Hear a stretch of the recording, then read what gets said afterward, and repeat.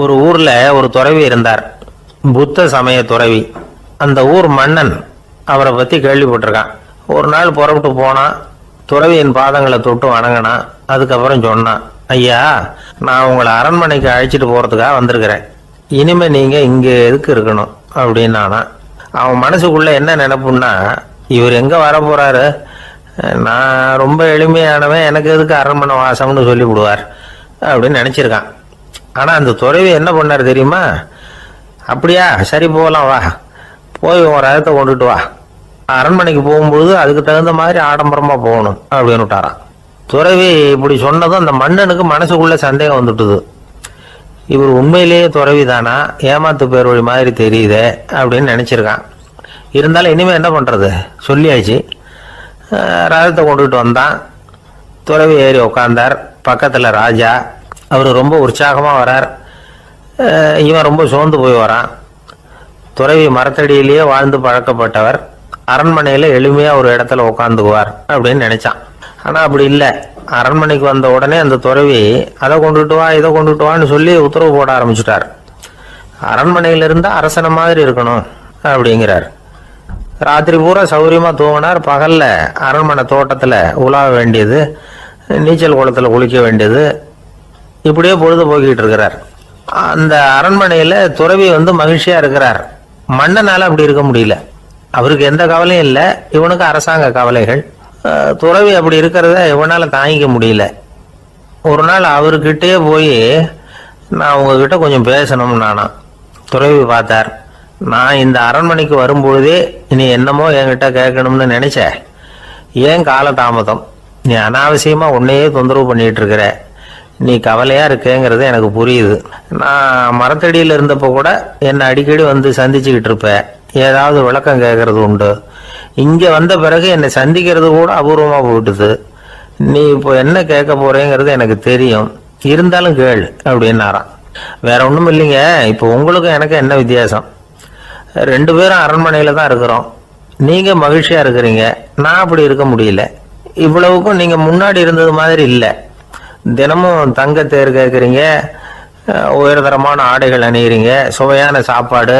இப்படி இருக்கிறப்போ உங்களுக்கு எனக்கு என்ன வித்தியாசம்? இதுதான் மன்னனுடைய கேள்வி. இதுக்கு பதில் சொல்றேன், என் கூட புறப்பட்டு வா, இந்த நகரத்துக்கு வெளியில போவோம் அப்படின்னு சொல்லி அரசனை கூப்பிட்டுக்கிட்டு ஊர் எல்லைக்கு சேர்ந்தார் துறவி. அங்க போய் சொன்னார், இதை பாருப்பா, இந்த இடத்த தான் தேடிக்கிட்டு இருந்தேன். இனிமே நான் திரும்பி வர போறதில்ல. நீ என்னோட வர்றியா, திரும்பி போறியா அப்படின்னார். நான் எப்படிங்க உங்க கூட வர முடியும்? என்னுடைய நாடு, என்னுடைய சொத்துக்கள், மனைவி, மக்கள் எல்லாத்தையும் விட்டுட்டு எப்படிங்க வர்றதுன்னா. இப்ப அந்த துறவி சொன்னார், இப்ப வித்தியாசத்தை தெரிஞ்சுக்கிட்டியா? நான் அரண்மனையில் இருந்தேன், எல்லா வித பொருள்களும் உடையவனா இருந்தேன், ஆனா எதையும் சொந்தம் கொண்டாடுறவனா இருக்கல. ஆனா நீ அப்படி இல்லை, எல்லாத்தையும் சொந்தம் கொண்டாடிக்கிட்டு இருக்கிற. இதுதான் நமக்குள்ள வித்தியாசம் அப்படின்னு சொன்னார். அரண்மனை ஆடைகளை அப்படியே கலைஞர் அரசங்கிட்ட கொடுத்தார். உன்னுடைய ஆடைகளை நீயே வச்சுக்கோன்னார். அவர் பாட்டுக்கு நடந்து போனார், திரும்பியே பார்க்கல. அரசனுக்கு அப்பதான் தன்னுடைய அறியாமை விளங்குச்சான். இதுல இருந்து நாம புரிஞ்சுக்க வேண்டியது என்னன்னா, இந்த உலகத்துல எத்தனையோ பொருள்கள், அதையெல்லாம் முறையா பயன்படுத்தினா மகிழ்ச்சி. அதை விட்டுட்டு அதுக்கெல்லாம் சொந்தம் கொண்டாட ஆரம்பிச்சா கவலை. நம்ம ஆட்கள் சொந்தம் கொண்டாடுற விதமே தனி. ஒரு ஆளு இன்னொருத்தங்கிட்ட ஒரு கொடை கடன் வாங்கியிருந்தான், திருப்பி கொடுக்கல. கொடையை கொடுத்தவன் கேட்டான், என்கிட்ட கடன் வாங்கினிய கொடை, அதை கொஞ்சம் திருப்பி தர்றியான்னா. அது உனக்கு இப்போ அவசரமா தேவைப்படுதா அப்படின்னு கேட்டான் இவன். எனக்கு தேவைப்படல, அந்த கொடையை நான் யாருக்கிட்ட வாங்கியிருந்தேனோ அவனுக்கு இப்போ அது அவசரமா தேவைப்படுது அப்படின்னு அந்த ஆள். ஒரு ரயில் வேகமா போயிட்டு இருக்கு. அது ஒரு ரயில்வே ஸ்டேஷன்ல கொஞ்ச நேரம் நின்னுது. அப்போ அதுல ஒரு ஆள் ஏறினார். தலையில ஒரு மூட்டையை வச்சிருந்தார். மூட்டையை தலையில சுமந்துக்கிட்டே உள்ள வந்தாரு. மூட்டையை தலையில சுமந்துக்கிட்டே ஒரு இடத்துல உட்கார்ந்தார். ரயில் மறுபடியும் புறப்பட்டது. இவர் தன் தலையில இருந்த மூட்டையை கீழே இறக்கி வைக்கணும்ல, வைக்கல, சுமந்துக்கிட்டே வர்றார். எதிரில் உட்கார்ந்துருந்தவர் கேட்டார், ஏங்க ஏன் இப்படியே உட்கார்ந்துருக்கிறீங்க தலையில மூட்டையை வச்சுக்கிட்டு? மூட்டையை கீழே இறக்கி வைக்கலாமே அப்படின்னார். வேணாங்க, பாவம், தலையில இருக்கிற மூட்டையை இறக்கி ரயில்ல வச்சா ரயிலுக்கு பாரம் அதிகமா இருக்கும் அப்படின்னாரு அவரு. இப்படி ஒரு ஆளை பார்த்தா நமக்கு சிரிப்பு தான் வரும். ஏன்னா ரயிலுங்கிறது அந்த மூட்டையையும் சேர்த்து சுமந்துக்கிட்டு தான் போகுது. அவன் அந்த மூட்டையை தலையில வச்சிருந்தாலும் ஒண்ணுதான், தரையில வச்சிருந்தாலும் ஒண்ணுதான். அதனால ரயிலுக்கு எந்த மாற்றமும் ஏற்பட போறதில்லை. அதே மாதிரி தான் நம்ம மனமும். இதுவும் ஒரு தேவையில்லாத சுமை, அனாவசியமா சுமந்துக்கிட்டு இருக்கிறோம். இதை கீழே இறக்கி வச்சுட்டா வாழ்க்கை பிரயாணம் சுகமா இருக்கும். ரயில் பிரயாணம் பண்ற அந்த ஆள் மூட்டையை சுமக்கிறான், வாழ்க்கை பிரயாணம் பண்ற நாம மனசை சுமக்கிறோம். இது ரெண்டுக்கும் எந்த வித்தியாசமும் இல்லை. மனசை கீழே இறக்கி வச்சுட்டா பாரம் இல்லாமல் வாழலாம், பறவைகள் மாதிரி பறக்கலாம், குழந்தைகள் மாதிரி கள்ளங்கபடம் இல்லாம வாழலாம். இந்த வெளி உலகத்துல நாம நிலை பெற்று இருக்கணும், வேரூன்றி இருக்கணும். அதே சமயம் நம்முடைய உள்வெளியில ஆன்மீக வாழ்க்கையில பாரம் இல்லாம இருக்கணும். அப்போ பறக்கணும், நதியை போல ஓடணும், மிதக்கணும். பயணம் சுகமா இருக்கும், களைப்பு தெரியாது, கவலை தெரியாது. ஒரு சீடன் போதி தர்மரை நாடி வந்தான். குருவே, நீங்கள் என்ன வெறுமையாக இருக்க சொன்னீங்க, நான் இப்போ மறுபடியும் வெறுமையானவன் ஆகிட்டேன், அதனால இப்போ என்ன செய்ய சொல்றீங்க என்ன அப்படின்னு சொல்லி நின்னான். உடனே அந்த குரு பக்கத்தில் இருந்த ஒரு குச்சியை எடுத்து அவன் தலையில அடிச்சு, போய் அந்த வெற்றுத்தன்மையையும் வீசி எறிந்து விட்டு வா அப்படின்னார். நான் இப்போ காலியா இருக்கிறேன்னு ஒருத்தன் சொல்றான்னு வச்சுங்க, அது உண்மை இல்லை. ஏன்னா இன்னமும் அதுல நான்கிற எண்ணம் இருக்குது. எந்த சிந்தனையும் இல்லாம இருக்கிறது கடினம்தான். ஆனாலும் மனிதன் அதுல உள்ள நுட்பத்தை புரிஞ்சுக்கிட்டான்னா இவ்வளவு தூரம் தூக்கி சுமந்துக்கிட்டு வந்த அந்த மனதின் முட்டாள்தனத்தை அவனே பார்த்துட்டு சிரிப்பான். இதுதான் பெரியவங்க சொல்லியிருக்கிற ஆலோசனை. நம்மால் ஒருத்தன் தலையில ஒரு பெரிய மூங்கில் கூடையோட ரயில்ல உட்கார்ந்தான். கூடை தலையில இருந்தது, கீழே இறக்கி வைக்கல. எதிரில் இருந்தவர் கேட்டார், ஏங்க எதுக்காக அதை அனாவசியமா சுமந்துக்கிட்டே இருக்கீங்க, கீழே இறக்கி வைங்களேன்னார். இல்லைங்க, நான் வீட்டை விட்டு புறப்படும் போதே என் பையன் சொல்லிவிட்டான், கூடைய தலையை விட்டு இறக்கக்கூடாதுன்னு அப்படின்னார். அவன் சின்ன பையன், விவரம் இல்லாம சொல்லியிருப்பான். இப்ப என்ன நேரில் வந்தா பார்த்துக்கிட்டு இருக்கிறான், நீங்க இறக்கி வைங்கன்னார் அவர். அவன் நேரில் பார்த்துக்கிட்டு இல்லை, இருந்தாலும் நான் இந்த கூடையை கீழே இறக்கி வச்சா அது அவனுக்கு தெரிஞ்சிடும் அப்படின்னாரு இவர். அது எப்படின்னார் அவர். அவன் தனக்கு டிக்கெட் வாங்க வேணாம்னு சொல்லி இப்ப இந்த கூடைக்குள்ளதான் உட்கார்ந்துருக்கிறான் அப்படின்னார் இவர். ஒரு ஊர்ல ஒரு இளைஞன் இருந்தான். ஒரு நாள் அவன் ஒரு குருவை தேடிட்டு புறப்பட்டான். ஊரை விட்டு வெளியில போனான். போகிற வழியில ஒரு காடு. அந்த காட்டுல ஒரு மரத்தடியில ஒரு பெரியவர் உட்கார்ந்துருக்கிறார். அமைதியா மௌனமா அவர் அமர்ந்திருக்கிறார். இந்த பெரியவரை விசாரிக்கலாம், குருவை தேடி கண்டுபிடிக்கிறதுக்கு இவர் ஏதாவது ஒரு வழி சொல்லி கொடுப்பார் அப்படின்னு நினைச்சுக்கிட்டு அவர் நெருங்கினான். ஐயா, எனக்கு ஒரு குரு தேவை, எங்க கிடைப்பார், அவரை எப்படி அடையாளம் கண்டுபிடிக்கிறது, அதை பத்தி ஏதாவது விவரம் சொன்னீங்கன்னா நான் கண்டுபிடிச்சிக்குவேன் அப்படின்றான். பெரியவர் நிமிர்ந்து பார்த்தார். தம்பி, அது ரொம்ப சுலபம். அவர் வயசானவராக இருப்பார், என்னை விட சுமார் 30 வயசு அதிகமாக இருக்கும். அவர் ஒரு மரத்தடியில் தான் உட்காந்துருப்பார் அப்படின்ட்டுருக்கான். சரிங்க பெரியவரே, அது என்ன மாதிரியான மரம், எப்படி இருக்கும் அப்படின்னு கேட்டிருக்கான். பெரியவர் அந்த விவரங்களையும் சொல்லியிருக்கிறாரு. அது மட்டும் இல்லை, சந்திக்கிற நாள், நேரம், வினாடி முதற்கொண்டு எல்லா விவரங்களையும் துல்லியமாக சொன்னாராம். இவ்வளவு விவரங்களை இவரால் எப்படி சொல்ல முடியுது அப்படின்னு இவனுக்கு ஆச்சரியம். இருந்தாலும் அந்த பெரியவர் கடைசியாக ஒரு விவரம் சொன்னார். அது என்ன தெரியுமா, எப்படியும் நீ அவரை சந்திக்கிறதுக்கு ஒரு 30 வருஷம் ஆகும் அப்படின்னு சொல்லிவிட்டாராம். ரொம்ப நன்றிங்க பெரியவரே அப்படின்னு சொல்லிவிட்டு அந்த இளைஞன் புறப்பட்டுருக்கான். இப்போ அவனுக்கு குரு பத்தின விவரம் எல்லாம் கிடைச்சிட்டுது, சந்திக்கிற நேரமும் தெரிஞ்சுட்டுது. ஆனா 30 வருஷம் அவரை தேடி அலைய வேண்டியிருக்குமே. அவன் தேட ஆரம்பிச்சான். காடு மலை எல்லாம் சுத்தி அலைஞ்சான். பல வருஷங்கள் தேடினான், அழுத்து போயிட்டான். கடைசியில அவனுக்கும் வயசாயிட்டுது. கடைசியில தன்னுடைய சொந்த ஊருக்கே திரும்பி போயிட்டு இருந்தான். அங்க ஒரு மரத்தடியில அவன் தேடிட்டு இருந்த குருநாதர் கிடைச்சார். யார் அவருன்னா, 30 வருஷத்துக்கு முன்னாடி வழி சொல்லி கொடுத்தாருல அதே பெரியவர். அவருக்கு இப்போ 30 வயசு அதிகமாக இருந்தது. அதே மரம், அன்னைக்கு பெரியவர் சொன்ன அடையாளம் இப்போ பொருத்தமா இருந்தது. இப்போ அந்த பெரியவர் சொன்னார், சரியா வந்து சேர்ந்துட்ட, வா, உனக்காக தான் நான் இவ்வளவு காலமும் காத்துக்கிட்டு இருந்தேன் அப்படின்னாராம். என்ன சொல்றீங்கன்னு இருக்கான்.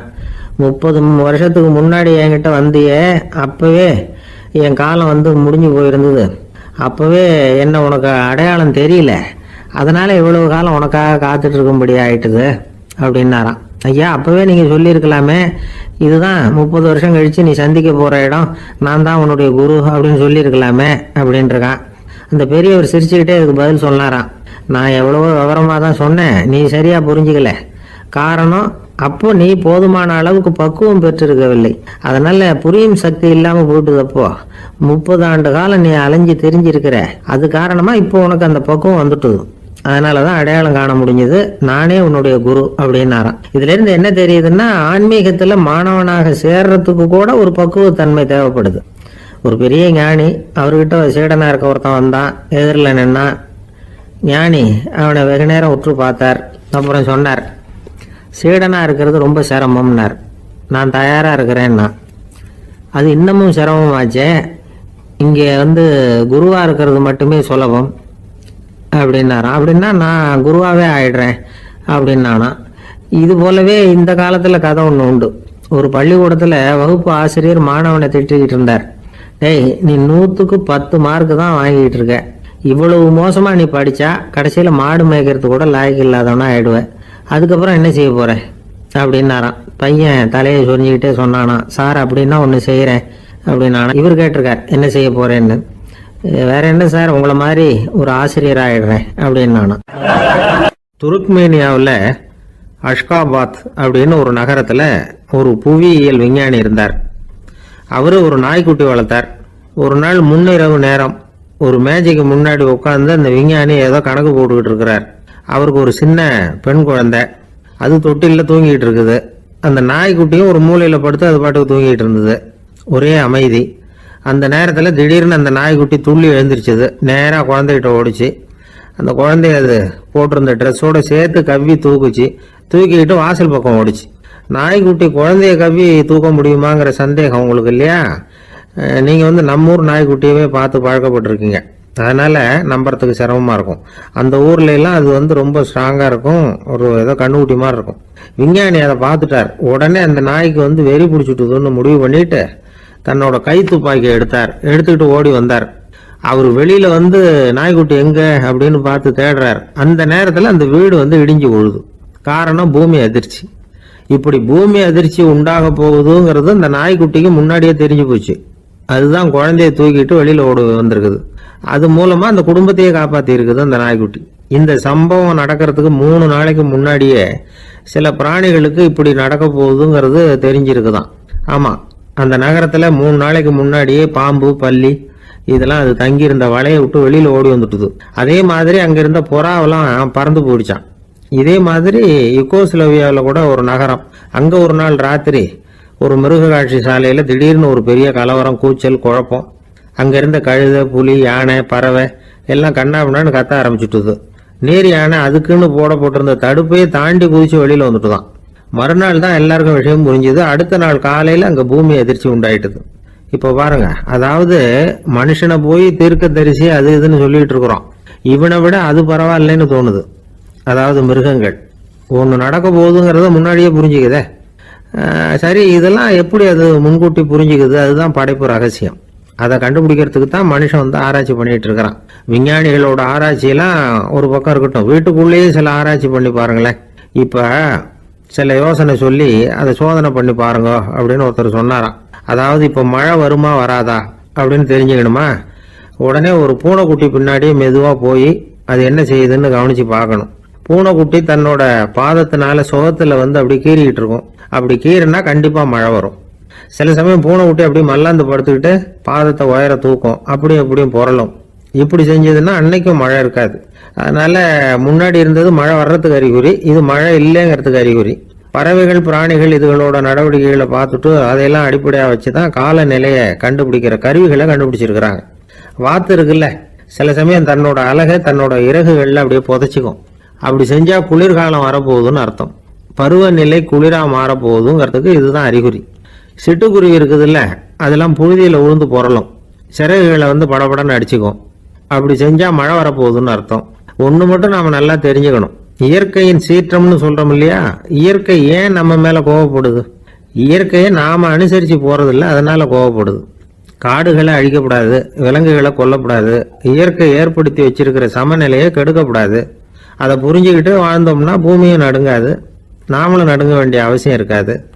ஒருத்தர் இருந்தார், சாராய கடைக்கு போனாராம், நிறைய சாப்பிட்டார். அப்புறம் சொன்னார், இது ரொம்ப அற்புதமான சரக்கு போல இருக்கு, உள்ள போன உடனே இந்த பூமியே நடுங்கிறது மாதிரி இருக்கு எனக்கு அப்படின்னாராம். இதுக்கு கடைக்காரர் சொல்லியிருக்கார், நீங்க சாப்பிட்டது வெறும் பச்சை தண்ணி தாங்க, இப்ப ஏற்பட்டிருக்கிறது நிஜம் பூமி அதிர்ச்சி அப்படின்னாராம். ஒருத்தர் ரொம்ப அவசரமா போயிட்டு இருந்தார். எங்க சார் போறீங்கன்னு கேட்டோம். எனக்கு வேண்டியப்பட்ட ஒருத்தருக்கு குழந்தை பிறந்திருக்கிறதாக செய்தி வந்திருக்கு, அதுதான் ஆஸ்பத்திரிக்கு போயிட்டு இருக்கேன், பார்த்துட்டு வரலாம்னு அப்படின்னார். அப்படின்னா கொஞ்சம் இப்படி உட்காருங்க அப்படின்னோம். சில விவரம்லாம் சொல்றேன் கேட்டுட்டு போங்க அப்படின்னோம். உட்காந்தார். அப்புறம் சொல்ல ஆரம்பிச்சோம். புதுசா பிறந்திருக்கிற ஒரு குழந்தைய பார்க்க போறதுன்னா அது சாதாரண விஷயம் இல்லை, அதுல ரொம்பவும் கவனமா நடந்துக்கணும். புது குழந்தைக்கு நோய் சுலபமா தொற்றும், முக்கியமா காற்று மூலமா பரவுற நோய்கள் சுலபமா வந்துடும். அதனால நமக்கு உடம்பு சரியில்லைன்னா குழந்தைய விட்டு கொஞ்சம் தள்ளியே இருக்கிறது தான் நல்லது. பெரியவங்களை பொறுத்த வரைக்கும் சாதாரணமா உள்ள ஒரு கிருமி கூட குழந்தைய பொறுத்த வரைக்கும் ரொம்ப மோசமான ஒரு கிருமியா இருக்கும். சில வெளிநாடுகள் எப்படி தெரியுமா, பிறந்த குழந்தை தூங்கிட்டு இருக்கிற ஒரு ரூமுக்கு போகணும்னா போறவங்க முகமூடி போட்டுக்கணும், காலணிகளை மாத்திக்கணும், அவ்வளவு சுத்தமா உள்ள போய் பார்த்துட்டு வரணும். பொதுவா சில ஆஸ்பத்திரிகளில் பார்த்தீங்கன்னா பார்வையாளர்கள் நேரத்தில் விசிட்டிங் ஹவர்ஸ் தாயை விட்டு குழந்தைய தனியாக பிரித்து வச்சிருவாங்க. எதுக்குன்னு நினைக்கிறீங்க? அந்த நேரம் பல பேர் வருவாங்க போவாங்க, அவங்க கை கால் சுத்தமாக இருக்காது, சுத்தம் இல்லாத கைகள் மூலமாக கிருமிகள் பரவும். சுத்தம் இல்லாத கைன்னா மண்ணு தூசி படிஞ்சிருக்கிற கை மட்டும் தான் அர்த்தம் இல்லை. சாலையில் கையை வீசிக்கிட்டு நடந்து வர்றீங்க, குழந்தைய பொறுத்த வரைக்கும் அது கூட சுத்தம் இல்லாத கை தான். தாயை தவிர மற்றவங்க குழந்தைய தூக்காமல் பார்த்துக்கிறது நல்லது. தாய் கூட அளவோட கொஞ்சிறதோட நிறுத்திக்கணும். புதுசாக ஒரு குழந்தைய பெற்றிருக்கிற பொண்ணுகிட்ட மற்ற தாய்மார்கள் ஏதாவது சொல்லிக்கிட்டே இருப்பாங்க. குழந்தைய அப்படி வளர்க்கணும் இப்படி வளர்க்கணும் அப்படின்னு ஏதாவது அட்வைஸ் பண்ணிக்கிட்டே இருப்பாங்க. இப்படி ஓவரா அறிவுரை பண்ணுறது அந்த பொண்ணை குழப்பி விட்டுரும். அதனால் அப்படிலாம் பண்ணக்கூடாது. அந்த பெண்ணே ஏதாவது கேட்டால் கூட டாக்டர் சொல்ல வேண்டிய விவரங்களை எல்லாம் நாமே சொல்லிக்கிட்டு இருக்கக்கூடாது. புதுசாக பிறந்திருக்கிற குழந்தைய மட்டும்தான் இப்படி பார்க்கணும்னு இல்லை, ஒரு நோயாளி குழந்தைய பார்க்க போகிறதுனா கூட ரொம்ப எச்சரிக்கையாக தான் நடந்துக்கணும். ஒரு தின்பண்டமோ விளையாட்டு சாமானோ அந்த குழந்தைக்கு நாம் வாங்கிட்டு போகிறதா வச்சுக்குவோம். அதை நேராக கொண்டுகிட்டு போய் அந்த குழந்தைகிட்டே கொடுக்கக்கூடாது. அதோட அப்பா அம்மா கிட்ட ரகசியமாக கொடுக்கலாம். அவங்க முடிவு பண்ணட்டும் குழந்தைகிட்ட அதை கொடுக்கலாமா வேண்டாமாங்கிறத. அவங்களுக்கு தான் தெரியும் அதோட மனசும் உடம்பும். உங்கள் அக்கறையை காட்டுறதா நினச்சிக்கிட்டு குழந்தை வாயில் எதையும் கொண்டுட்டு போய் போடாதீங்க. போகிறப்போ உங்கள் வீட்டு குழந்தையும் அழைச்சிட்டு போகாதீங்க. இது நோயை வாங்கிட்டு வந்துடும், அல்லது புதுசாக ஒரு நோயை அதுகிட்ட கொடுத்துட்டு வந்துடும். என்னதான் உங்களுக்கு பழக்கமான குழந்தையா இருந்தால் கூட அதுக்கு விருப்பம் இல்லைன்னா பேசக்கூடாது. அங்கே போய் அவங்க பள்ளிக்கூடத்தை ஞாபகப்படுத்திட்டு இருக்கக்கூடாது. நோயில் இருக்கிறப்ப ஸ்கூலை பற்றி பேச அது விரும்பாது. ஆஸ்பத்திரியை விட்டு வெளியில் புறப்படுறப்போ குழந்தைகிட்ட சொல்லணும்னு அவசியம் இல்லை, அதோட அப்பா அம்மா கிட்ட சொல்லிவிட்டு புறப்பட்டா போதும், குழந்தை கோபிச்சிக்காது. சமூக சம்பிரதாயத்தை பற்றி அது கவலைப்படுறதில்லை. இப்படி எல்லா விவரமும் நம்ம எதிரில் உட்காந்துருந்தவங்க கிட்ட சொல்லி முடித்தோம். ரொம்ப நன்றி சார் அப்படின்னு சொல்லிவிட்டு அவர் புறப்பட்டார். குழந்தைங்க கொஞ்சம் வளர்கிற வரைக்கும் தான் நாம் எச்சரிக்கையாக இருக்கணும்னு இல்லை, வளர்ந்த பிறகு இன்னும் எச்சரிக்கையாக இருக்கணும். ஒரு பையன் பள்ளிக்கூடத்துலேருந்து திரும்பி வீட்டுக்கு வந்தான். முகம் பூரா நகத்தால கீறி இருந்தது. அப்பா பார்த்து பயந்துட்டார். யாருடா உன்னை இப்படி பண்ணது அப்படின்னாரு. என் கூட படிக்கிற இன்னொரு பையன், நாளைக்கு உன் கூட பள்ளிக்கூடத்துக்கு வர்றேன், நீ எனக்கு அவனை அடையாளம் காட்ட முடியுமான்னார். அது ரொம்ப சுலபம் நான் பையன். எப்படின்னார் அப்பா. அவன் காதில் ஒன்றை கையோடு எடுத்துட்டு வந்திருக்கிறேன், இதோ என் பையில தான் வச்சிருக்கேன் அப்படிங்கிறான் அந்த பையன். ஒரு பல்கலைக்கழகம், அங்கே ஒரு இலக்கிய பேராசிரியர், அவர் பாடம் நடத்திக்கிட்டு இருந்தார். ராபர்ட் பிரவுனிங் எழுதிய கவிதைகளை பற்றி சொல்லிட்டு இருக்கிறார். மாணவர்களும் ரொம்ப அக்கறையாக அதை கேட்டுக்கிட்டு இருக்கிறாங்க. ஒரு குறிப்பிட்ட கவிதையை பற்றி சொல்லும் பொழுது அந்த பேராசிரியருக்கே ஒரு சந்தேகம், அதாவது அந்த கவிதையின் சரியான அர்த்தம் என்னங்கிறதுல சந்தேகம். பேராசிரியர் யோசனை பண்ணார். அந்த கவிதையை முழுசா புரிஞ்சுக்க முடியல. அதனால மாணவர்களை பார்த்து சொன்னார், மாணவர்களே ஒரு நாள் பொறுத்துங்க, இந்த கவிதையை எழுதின கவிஞர் எங்க வீட்டுக்கு பக்கத்துல தான் இருக்கிறார். இன்னைக்கு சாயந்தரம் நான் அவரை நேரிலேயே போய் பார்க்கறேன், பார்த்து இதுக்கு என்னங்க அர்த்தம்னு கேட்டுட்டு வந்துடுறேன், அதுக்கப்புறம் உங்ககிட்ட சொல்றேன் அப்படின்னாராம். அன்னைக்கு சாயந்தரமே அந்த பேராசிரியர் கவிஞரை தேடிட்டு போயிட்டார். கவிஞர் அவங்க வீட்டில் அவர் பாட்டு உட்காந்துருந்தாராம். இவர் போய் அவர் முன்னாடி உட்கார்ந்தார். அப்புறம் கேட்டார், ஐயா அந்த கவிதையின் முழு பொருள் என்னன்னு தெரிஞ்சுட்டு போறதுக்காக வந்திருக்கிறேன் அப்படின்னாராம். எந்த கவிதை அப்படின்னாராம் அவரு. இவர் அந்த கவிதையை சொல்லியிருக்கார். கவிஞர் கொஞ்சம் யோசனை பண்ணிவிட்டு அப்புறம் சொன்னாராம், பேராசிரியரே நீங்க கொஞ்சம் தாமதமா வந்துட்டீங்கன்னாராம். இவருக்கு ஒன்றும் புரியல. நீங்க என்ன சொல்றீங்க? நான் தாமதமா வந்துட்டேன்னா?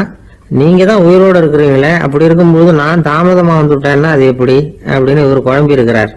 இப்ப கவிஞர் சொன்னாராம், ஐயா நான் உயிரோட இருக்கிறேன்னா இல்லையாங்கிறது முக்கியம் இல்லை, நான் அந்த கவிதை வரிகளை எழுதினப்போ 2 பேருக்கு அதோட அர்த்தம் தெரிஞ்சிருந்தது, இப்போ ஒரே ஒருத்தருக்கு தான் அதோட அர்த்தம் தெரியும் அப்படின்னாராம். பேராசிரியர் யோசனை பண்ணியிருக்கார்.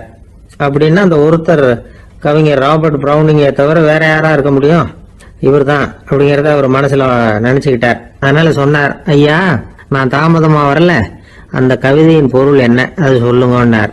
பேராசிரியரே, நான் சொல்றது உங்களுக்கு புரியலன்னு நினைக்கிறேன். நான் இந்த வரிகளை எழுதினப்போ 2 பேருக்கு அதோட அர்த்தம் தெரிஞ்சிருந்தது. அந்த 2 பேர் யாருன்னா, ஒருத்தர் ராபர்ட் பிரவுனிங், அதாவது நான், இன்னொருத்தர் கடவுள். இப்போ அது கடவுளுக்கு மட்டும்தான் தெரியும். நானே இதை பத்தி பல தடவை யோசனை பண்ணி பார்த்தேன். இது ரொம்ப அழகானது, ஆனாலும் ரொம்ப வழுக்கலானது. அதை பிடிச்சிட்டோம்னு நினைச்சிட்டு இருக்கும் பொழுதே காத்து மாதிரி அது உங்ககிட்ட இருந்து ஓடி போயிடுது. எனக்கு ரொம்ப வருத்தமா தான் இருக்குது. நிச்சயமா நான் தான் இந்த வரிகளை எழுதியிருக்கிறேன், அதுல அர்த்தம் இருக்குங்கிறது எனக்கு தெரியும், அதை நான் உணர்றேன். ஆனா நீங்க என்ன மன்னிக்கணும், எனக்கே கூட அதை என்னால விளக்க முடியல. அப்படி இருக்கும்போது உங்களுக்கு எப்படி அதை நான் விளக்க முடியும் அப்படின்னு அந்த கவிஞர். அனுபவிக்கப்படக்கூடிய எல்லாமே விளக்கப்படக்கூடிய ஒன்றல்ல, விளக்கப்படும் எல்லாமே அனுபவிக்கப்படக்கூடிய ஒன்றல்ல அப்படிங்கிறது ஞானிகளுடைய கருத்து. அதுக்காக தான் அந்த சம்பவம். வாழ்க்கையில நீங்கள் தொடர்ந்து ஆய்வு செய்து கொண்டே இருக்கக்கூடிய விளக்கங்களை ஒருபோதும் அடைய முடியாத பரிமாணங்கள் இருக்கிறதுனாலதான் அது அலுப்பு தட்டாம இருக்குது. உங்களால நிறைய அனுபவிக்க முடியும், இருந்தாலும் நீங்கள் அனுபவித்து அறிந்த விஷயங்கள் கூட வார்த்தைகளால விளக்கப்பட முடிவதில்லை அப்படிங்கிறது பெரியோர் சிந்தனை. இதெல்லாம் ஒரு பக்கம் இருக்கட்டும்.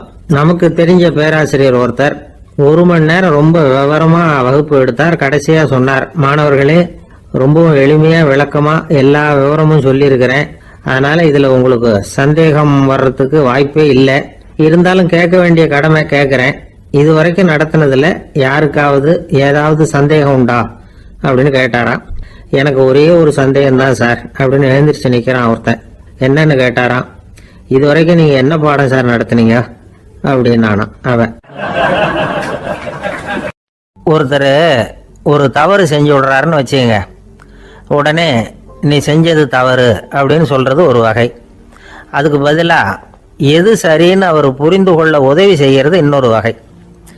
இந்த 2வது வகை இருக்கு பாருங்க, நிர்வாக இயல்ல இது ரொம்ப முக்கியம். அலுவலகத்தில் வேலை பார்க்குற ஒருத்தர் முக்கியமா தெரிஞ்சுக்க வேண்டியது என்ன தெரியுமா? சக ஊழியர்கள் கிட்ட எப்படி பழகணும், மேலதிகாரிகள் கிட்ட எப்படி பழகணும், தனக்கு கீழே வேலை செய்கிறவங்க கிட்ட எப்படி பழகணும், வாடிக்கையாளர்கள் கிட்ட எப்படி பழகணும், இவங்க எல்லார்கிட்டையும் செம்மையான உறவை ஏற்படுத்திக்கிறது எப்படி, இதையெல்லாம் சொல்லி கொடுக்குற பாடம் தான் இன்டர் பர்சனல் ஸ்கில், திறமையான உறவு அப்படிங்கிறது. எந்த வேலையில் இருந்தாலும் சரி, இந்த உறவுகளை வளர்க்கும் திறன் உள்ளவங்க சீக்கிரம் முன்னுக்கு வந்துடுறாங்க. மற்றவங்க கிட்ட உறவை பலப்படுத்திக்கிறது எப்படி அப்படின்னு தெரிஞ்சுக்கிட்டோம்னா எந்த ஒரு தடையையும் சுலபமாக தாண்டி செய்கிற தொழிலில் முன்னுக்கு வந்துடலாம். ஹார்வர்டு பல்கலைக்கழகத்தில் ஒரு கணக்கெடுப்பு பண்ணி பார்த்தாங்களாம். பார்க்குற வேலையில் எது மாதிரி குணாதிசயம் உள்ளவங்க வேகமாக முன்னுக்கு வர்றாங்க அப்படின்னு தெரிஞ்சுக்கிறதுக்காக இந்த கணக்கெடுப்பு. வெவ்வேறு துறையில் வேகமாக முன்னுக்கு வந்திருக்கிற பல பேரை சந்தித்து இந்த சர்வேயை நடத்தியிருக்கிறாங்க. அவங்க கண்டுபிடிச்சி சொல்லியிருக்கிற உண்மை என்ன தெரியுமா? ஒருத்தர் ஒரு வேலையில் இருந்தால் அது சம்பந்தப்பட்ட சப்ஜெக்ட் பற்றிய அறிவு 35% இருந்தால் போதுமா. ஆனால் உறவுகளை வளர்க்கக்கூடிய திறன், இன்டர் பர்சனல் ஸ்கில்லு 65% வேணும். இப்படி உள்ளவங்க சீக்கிரம் முன்னுக்கு வந்துடுறாங்களாம். அதனால் ஒருத்தருக்கு வேலை சரியாக புரியலைன்னா கூட விவரமாக மற்றவங்க கிட்ட பழகிறது எப்படின்னு புரிஞ்சால் போதும், அவர் முன்னுக்கு வந்துடலாம். அலுவலகங்களில் மட்டும் இல்லை, எல்லா இடங்கள்லையும் இது ரொம்ப முக்கியம். வீட்டுக்குள்ளேயும் இது ரொம்ப முக்கியம், வீட்டுக்கு வெளியேயும் இது முக்கியம். அடுத்தவங்க கிட்ட பழகிறது எப்படிங்கிறத தெரிஞ்சுக்காதவன் வாழ்க்கையில் முன்னேற முடியாது. இன்னைக்கு ஆயுதங்களால் காயப்படுத்தி கொள்ளுகிறவர்களை விட வார்த்தைகளால் காயப்படுத்தி கொள்ளுகிறவர்கள் தான் அதிகம். பெரியவங்க என்ன சொல்றாங்க தெரியுமா? நீங்க இந்த பூமியில் பிறந்ததன் அர்த்தம் பூர்த்தி ஆகணும்னா அடுத்தவங்களுக்கு உதவி பண்ணுங்க. அடுத்தவங்களுக்கு உதவி செய்ய முடியாவிட்டால் கூட பரவாயில்லை, ஆனால் யாரையும் புண்படுத்தி விடாதீங்க அப்படின்னு சொல்றாங்க. எனக்கு தெரிஞ்ச ஒருத்தர் ஒரு அலுவலகத்தில் வேலை பார்க்குறார். அவர் சொல்லுவார், எனக்கு இந்த இன்டர் பர்சனல் ஸ்கில் ரொம்ப அதிகம் சார். சக ஊழியர்கள்கிட்ட ரொம்ப சுமூகமாக நடந்துக்குவேன். என் கூட வேலை பார்க்குற ஒருத்தருக்கு ஏதாவது ஒரு கஷ்டம்னா அந்த சமயத்தில் அவர் செய்ய வேண்டிய வேலையை நான் செஞ்சிருவேன் சார் அப்படிம்பார். நான் அவர்கிட்ட சமீபத்தில் அப்படி ஏதாவது செஞ்சுருக்கீங்களா அப்படின்னு கேட்டேன். செஞ்சுருக்கேன் சார். போன வாரம் புதன்கிழமை ஆஃபீஸில் என் பக்கத்து சீட்டுக்காரருக்கு வயிற்று வலி. உடனே நான் மெடிக்கல் லீவ் போட்டுட்டு எங்கள் வீட்டுக்கு போயிட்டேன் சார் அப்படின்னார். நம்மளை மாதிரி ஒரு ஆசாமி அவன் நம்மளை மாதிரியே கற்பனை பண்ணான். அதாவது நாம தான் இந்த உலகத்துல ரொம்பவும் கஷ்டப்படுறோம், மற்றவங்க எல்லாம் சந்தோஷமா இருக்கிறாங்க அப்படின்னு அவன் நினைச்சுக்கிட்டான். அவன் ஒரு நாள் கடவுளை வேண்டிக்கிட்டானா, சுவாமி, இந்த உலகத்துல எவ்வளவோ பேர் இருக்கிறாங்க, ஒவ்வொருத்தருக்கும் ஒவ்வொரு விதமான கஷ்டம் இருக்கலாம், ஒத்துக்கிறேன். இருந்தாலும் எனக்கு அது கொஞ்சம் அதிகமா இருக்கிறது மாதிரி தெரியுது. அதனால நீங்க எனக்காக ஒரு சின்ன உதவி செஞ்சா போதும். அது வேற ஒண்ணும் இல்லை, என்கிட்ட இருக்கிற துயரங்களை இன்னொருத்தர் யாருக்கிட்டையாவது கொடுத்துருங்க, அவர்கிட்ட இருக்கிற துயரங்களை என்கிட்ட மாத்தி கொடுத்துருங்க. ஒரு மியூச்சுவல் டிரான்ஸ்பர், அவ்வளவுதான். அப்படி பண்ணிவிட்டா போதும் அப்படின்னு வேண்டிக்கிட்டானா. அன்னைக்கு ராத்திரியே அவன் ஒரு கனவு கண்டிருக்கான். வானத்திலிருந்து ஒரு குரல் கேட்டிருக்கு. அது என்ன சொல்லிச்சு தெரியுமா? ஏ ஜனங்களே, எல்லாரும் அவங்கவுங்க கஷ்டங்களை ஒரு பையில போட்டு எடுத்துக்குங்க. அப்படி எடுத்துக்கிட்டு நேரா இந்த ஊர் எல்லையில இருக்கிற கோயிலுக்கு வந்து சேருங்க அப்படின்னு அந்த குரல். ஆஹா, கடவுள் நம்ம பிரார்த்தனைக்கு செவி சாய்ச்சுட்டார் அப்படின்னு சந்தோஷப்பட்டான் இவன். உடனே என்ன பண்ணான்? தன்கிட்ட இருந்த கஷ்டத்தையெல்லாம் ஒரு சாக்கு பையில போட்டு எடுத்துக்கிட்டான். வீட்டை விட்டு வெளியில வந்தான். தெருவுல இறங்கி நடக்கிறான். அங்க பார்த்தா ஏகப்பட்ட பேர் ஆளுக்கு ஒரு பைய தூக்கிக்கிட்டு கோயிலுக்கு போயிட்டு இருக்கிறாங்க. சில பேர் மூட்டையா கட்டி தலையில சுமந்துக்கிட்டு போயிட்டு இருக்கிறாங்க. இவன் பார்த்தான். இவனுக்கு ரொம்ப ஆச்சரியமா இருந்தது. ஏன்னா எல்லாரும் வச்சிருக்கிற பைய இவன் பைய விட பெருசா இருந்தது. இவன் பை தான் இருக்கிறதுலயே கொஞ்சம் சின்னதா தெரிஞ்சது.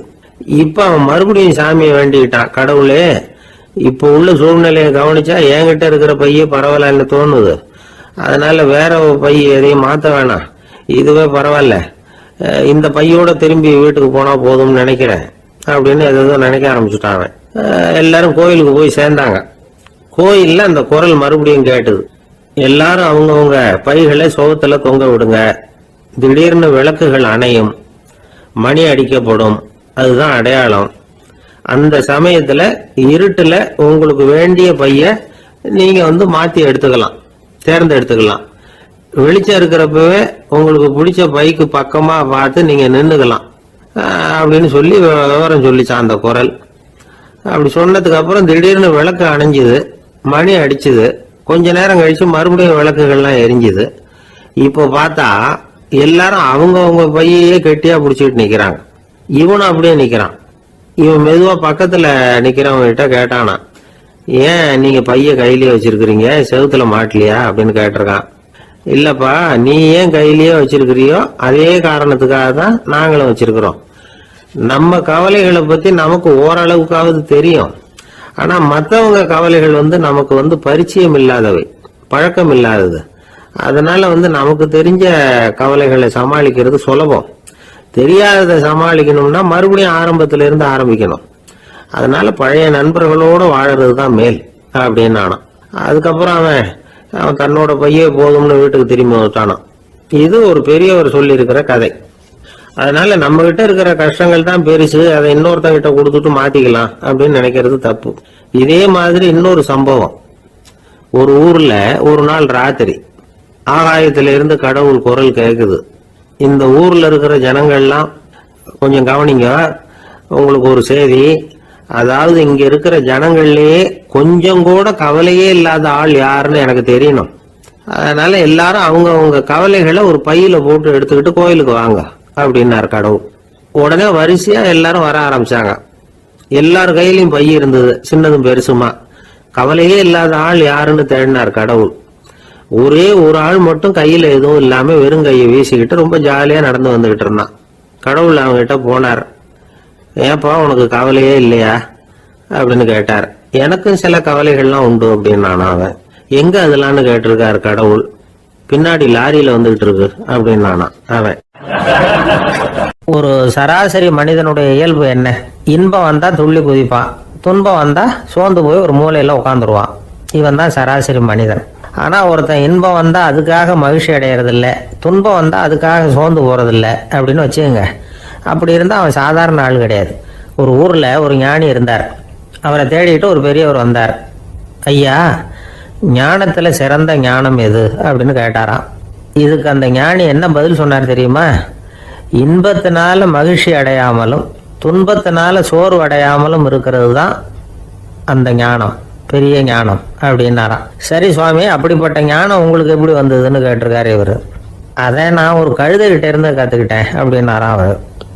இவருக்கு ஒன்றும் புரியல, ஒரு மாதிரியாக முழிச்சிருக்கிறார். இதை அவர் புரிஞ்சுக்கிட்டார். நீங்கள் நாளைக்கு காலையில் நம்முடைய ஆசிரமத்துக்கு வாங்க, புரிய வைக்கிறேன்னாராம். சரின்னு அவர் போயிட்டார்.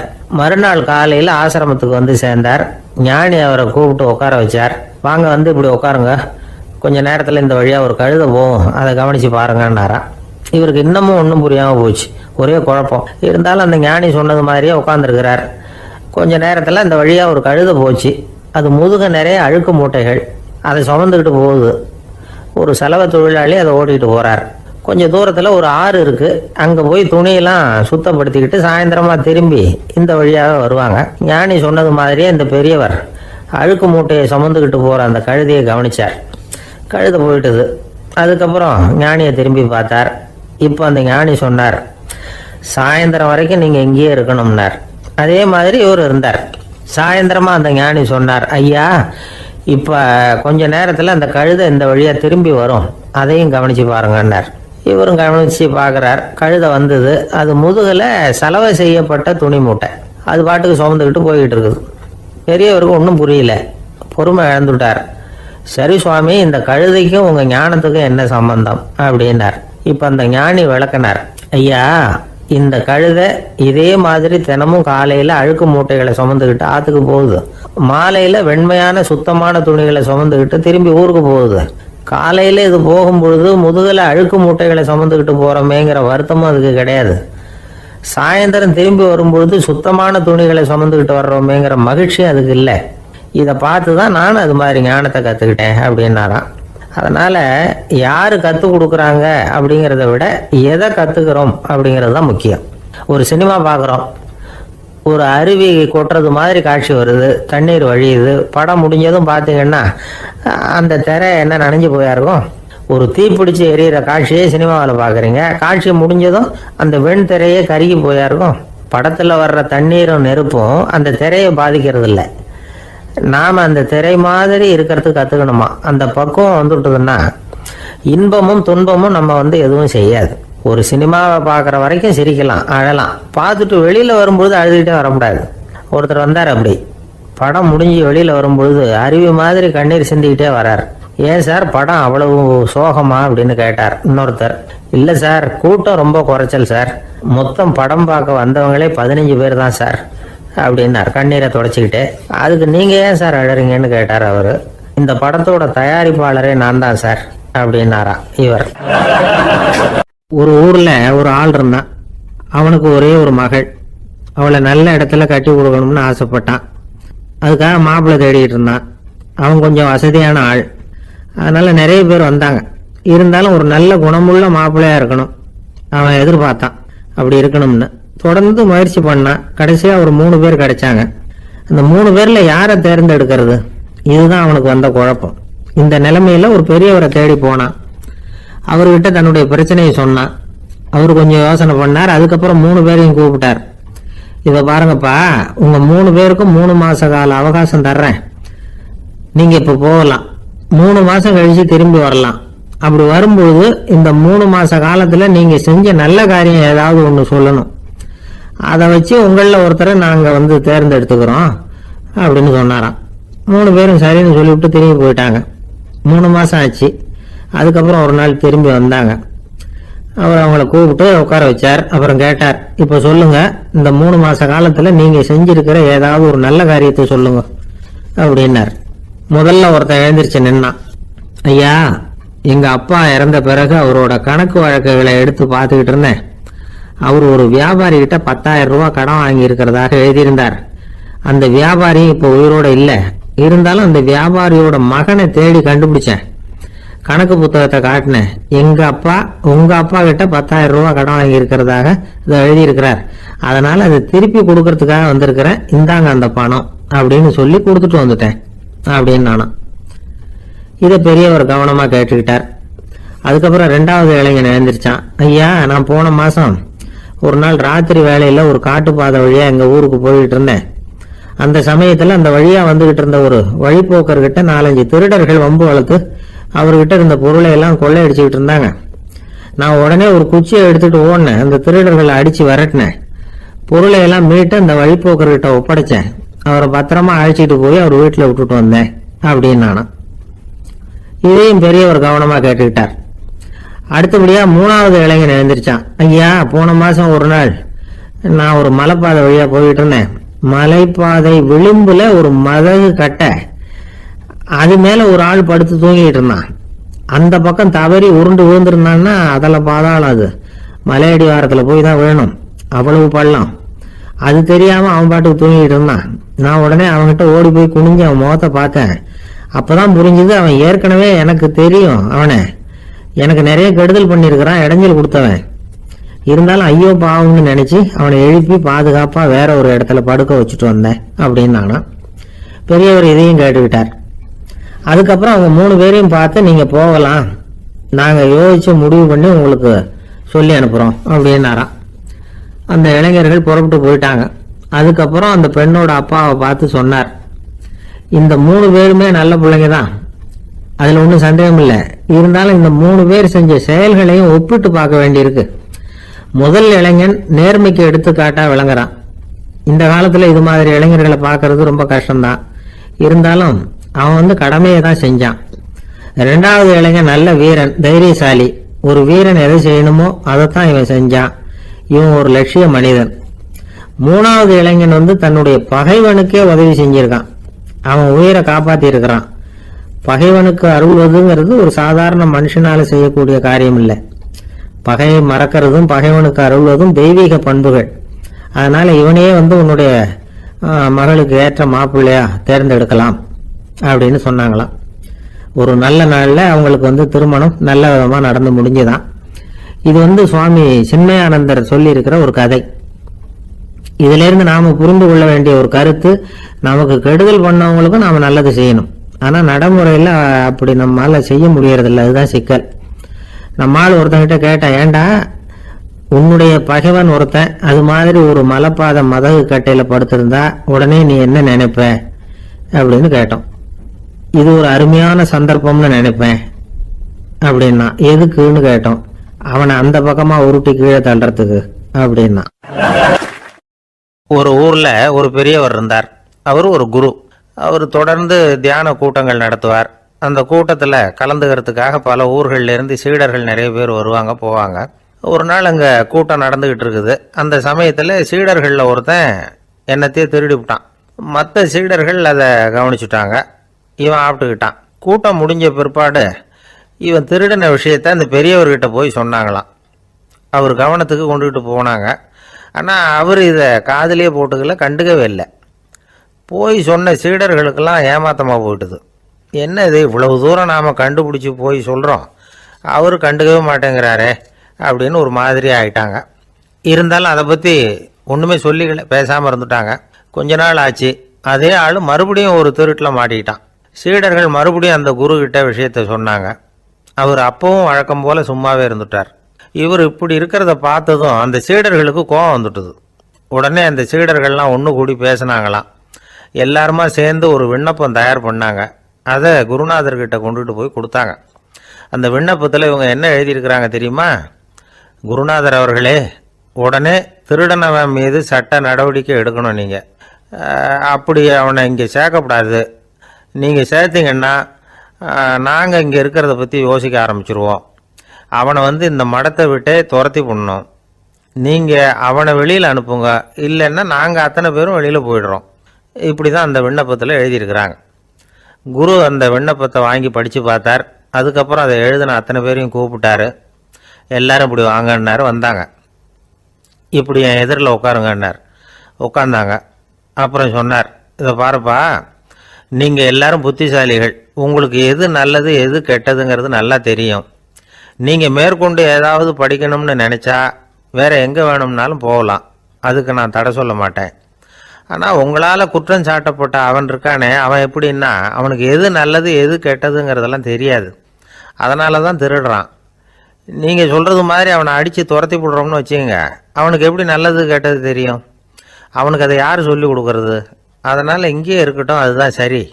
இதுக்காக நீங்கள் எல்லாரும் என்னை விட்டுட்டு போனாலும் சரி, அவனை நான் விரட்ட மாட்டேன் அப்படின்னு விட்டாரான். இவ்வளவையும் திருடனை அந்த சீடன் கேட்டுக்கிட்டே இருந்திருக்கான்.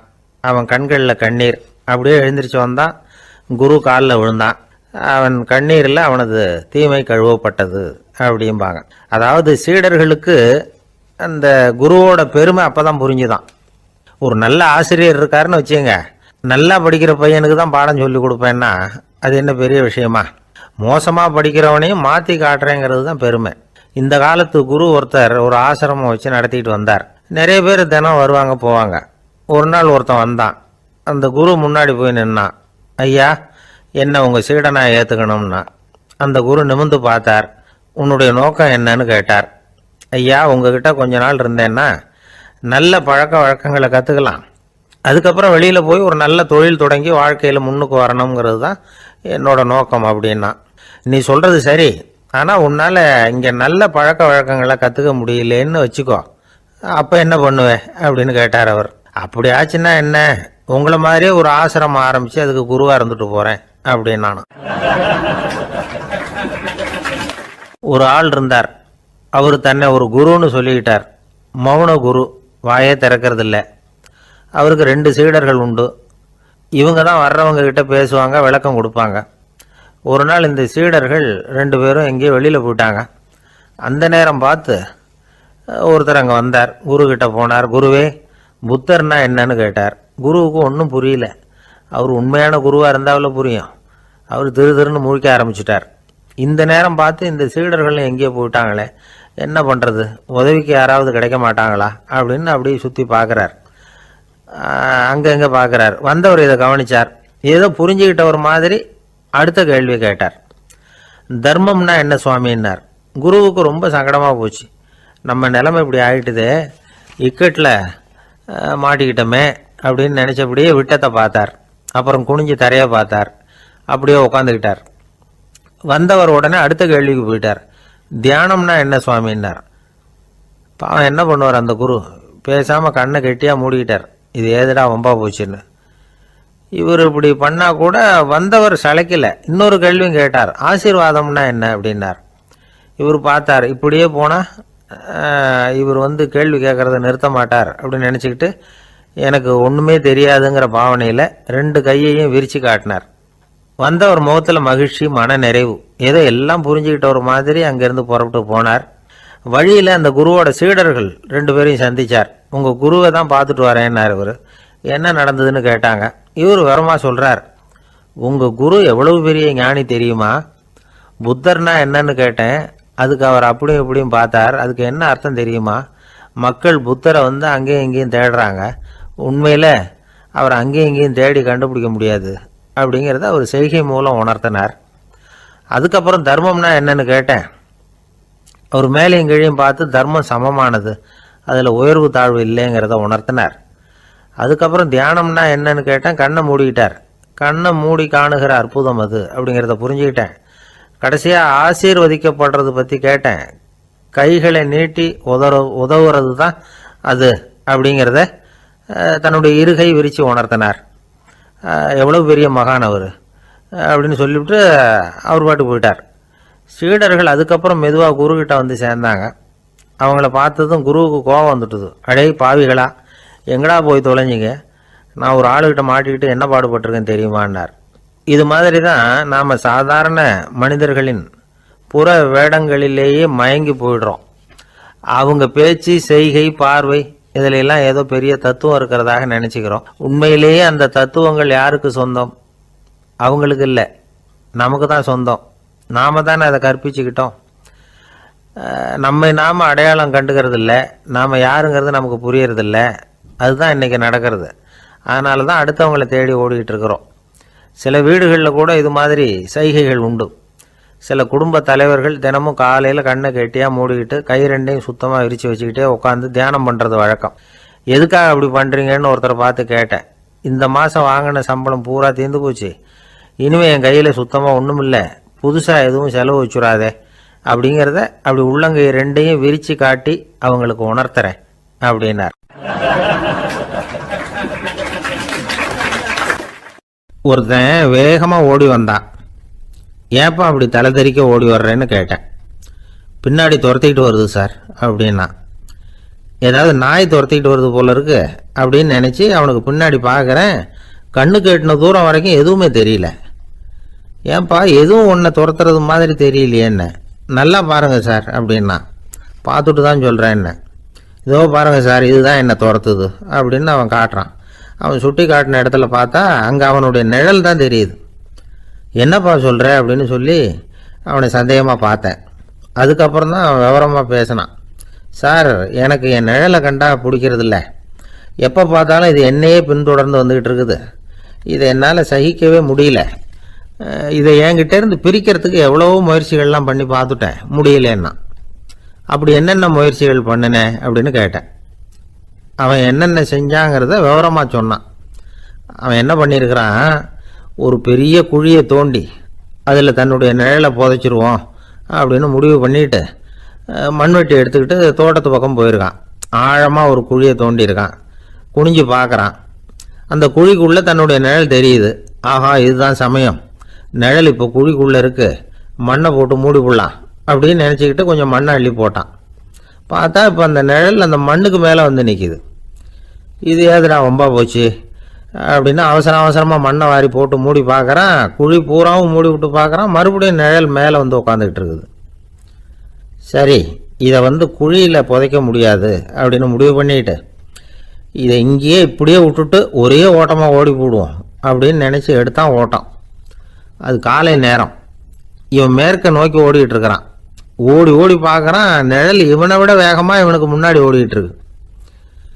சரி திரும்பி ஓடி பார்ப்போம் அப்படின்னு நினச்சிக்கிட்டு அப்படியே சடார்னு திரும்பி ஓட ஆரம்பித்தான். பார்த்தான், அப்பாடா நிழலை காணலை. கொஞ்சம் தூரம் ஓடி ஒரு இடத்துல நின்று அப்படியே சாவகாசமாக திரும்பி பார்க்குறான். பின்னாடி நின்றுக்கிட்டு இருக்குது நிழல். இப்படி ஓடி வந்து தான் இங்கே நம்ம முன்னாடி நின்று தன்னுடைய அவஸ்தையை சொல்லிக்கிட்டு இருக்கிறான். இந்த நிழலை துரத்துறது அல்லது வெட்டி விடுறது, இதுக்கு ஏதாவது வழி இருக்கா சொல்லுங்கள் சார் அப்படிங்கிறான். நமக்கு ஒன்றும் புரியல. அந்த நேரம் பார்த்து ஒரு பெரியவர் வந்தார். அவர்கிட்ட யோசனை கேட்டோம் என்ன செய்யலாம்னு. அவர் சொன்னார், இந்த பாருப்பா நீ அங்கேயும் எங்கேயும் ஓடாத, அப்படியே கீழே படுத்துக்கொண்டார். அது நல்ல உச்சி வேலை. அவன் அப்படியே கீழே படுத்துக்கிட்டான். இப்போ அப்படி இப்படின்னு திரும்பி பார்க்குறான், நிழலை காணலை. அவன் இப்போ தான் நிம்மதியாக இருந்தான்.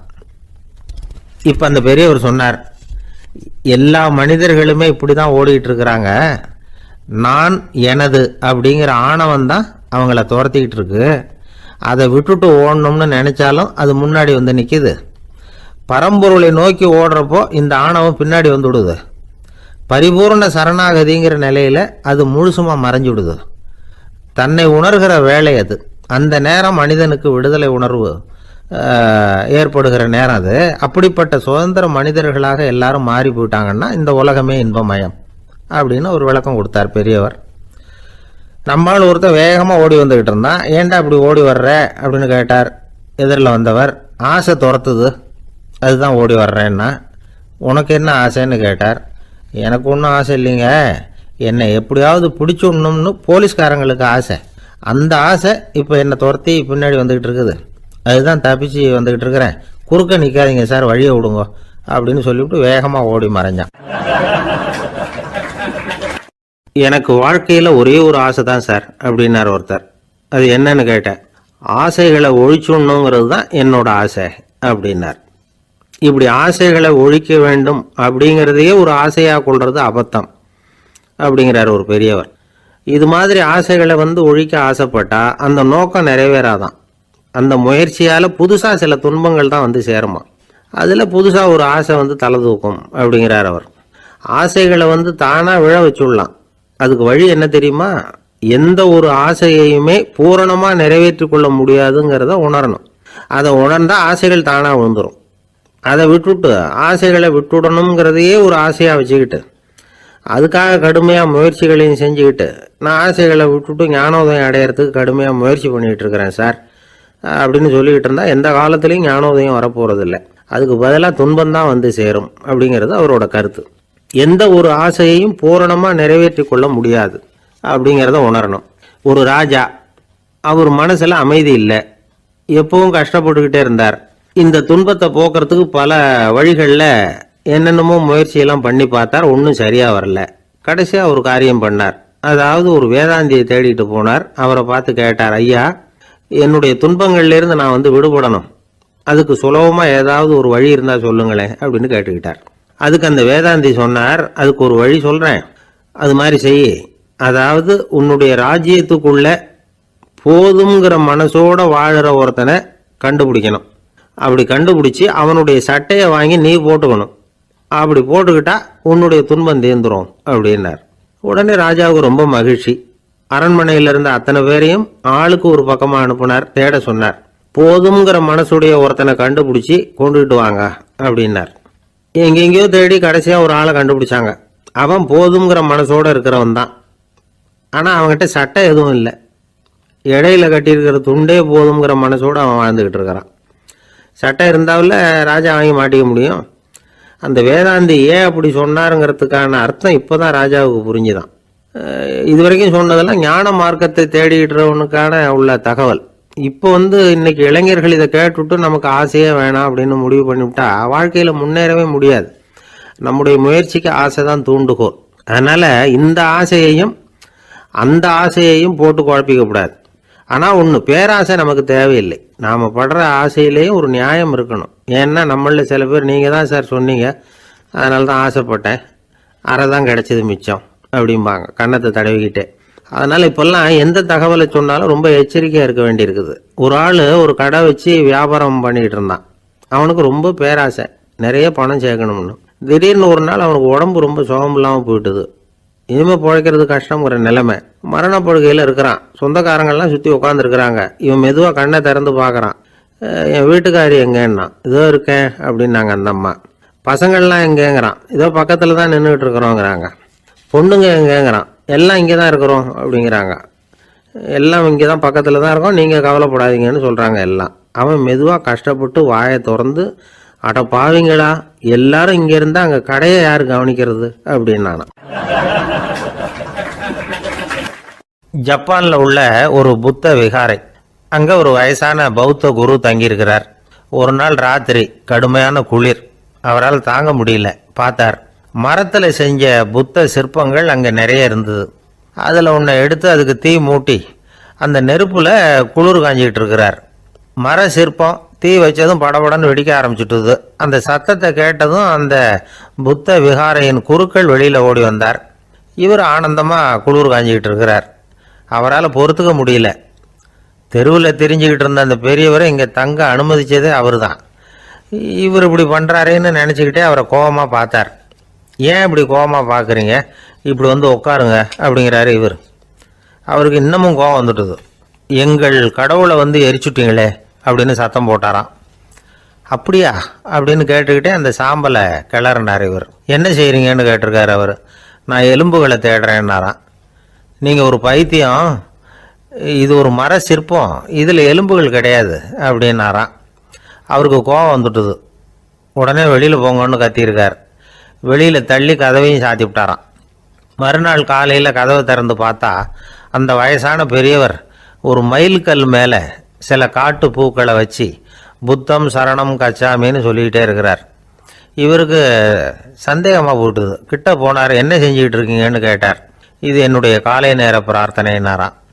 நிஜமாகவே நீங்கள் ஒரு பைத்தியமாக தான் இருக்கணும், ஏன்னா அது ஒரு மயில்கல் அப்படின்னாராம். இப்போ அந்த பெரியவர் சொன்னாராம், நீங்கள் ஒரு மரத்தை புத்தராக நினைக்கும் பொழுது நான் ஏன் ஒரு மயில்கல்ல புத்தராக நினைக்கக்கூடாது? நான் புத்தரை எரிக்கலாம், ஏன்னா அவரை நான் நேசிக்கிறேன். அந்த சிற்பம் மரத்தால் ஆனதுங்கிறது எனக்கு தெரியும். நான் ஒரு மயில்கல்லை தொழலாம், ஏன்னா அது எனது பூக்களை தாங்குது. நான் இந்த மயில்கல்லுக்குள்ளே மறைஞ்சிருக்கிற புத்தரை பார்க்குறேன். யாராவது ஒரு சிற்பி இதை சிலையாக்கினாதான் நீங்கள் புத்தரை பார்க்க முடியும். அன்னைக்கு ரொம்ப குளிராக இருந்தது. நான் எனக்குள்ளே இருக்கிற புத்தரையும் பாதுகாக்கணும். உள்ளே இருக்கிற புத்தரை காப்பாத்துறதுக்காக வெளியில உள்ள புத்தரை எரிக்கலாம், அதுல ஒன்றும் தப்பு இல்லை. அது அவருடைய போதனையிலேயே இருக்கு. உனக்குள் ஜோதியாக இரு அப்படிங்கிறது அவருடைய போதனை. என்னுடைய புத்தர் குளிர்ல நடுங்கிட்டு இருந்தார்.